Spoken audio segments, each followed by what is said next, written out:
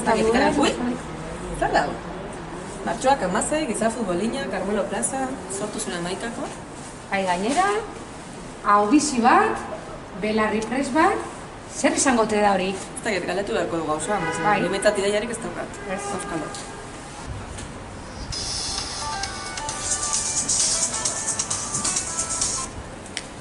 Apa, espaldiko, ze moduz? Ondo, bai, bitu, deitzen dizut, eske ez dakit ez enteratu zaren. Badakizu, martxoaren 16an, Carmelo Plazan Giza Futbolina egongo da. Giza futbolina? Bai, pues nekin ez, Bai, eta samba hori ia animateko zareten parte hartzera. Bai. Bai, 11ko bat sortu behar dugu. 11koa? Bai, deituko diezu bestei? Bai, deituko dietia, ia inor animatzen da. Bale, primeran. Bueno, orduan datorren aste arte. Bale, ikusiko gara. Agur. Ui! Kaixo! Iepa! Kaixo, zelan? Ondo, haizu gira goza bat. Enterau naizela, martxoaren 16ako 11koa sortu behar ditugula. Ah, bai? Bai.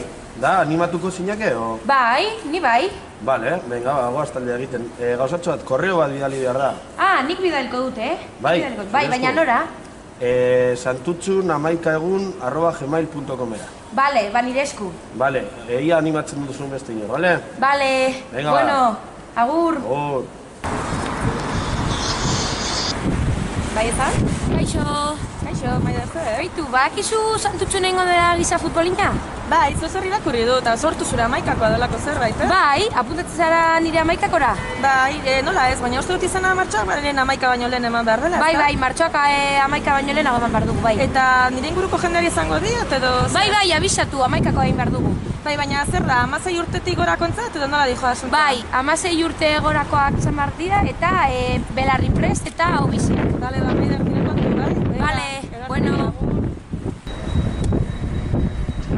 Belarri prest! Hau bizi! Zer moduz dena?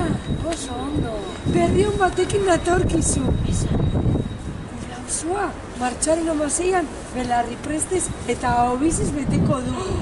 Ze ondo! Bai, gu bezalako ahobiziak, lehen hitza, beti euskaraz. Eta dakien eta ulertzen duen orori, euskaraz egiten dio. Eta belarri prestak gu saiatzen gara, pero a veces nos cuesta, baina guk ulertzen dugu, beraz guri beti euskeraz. Heldu dira!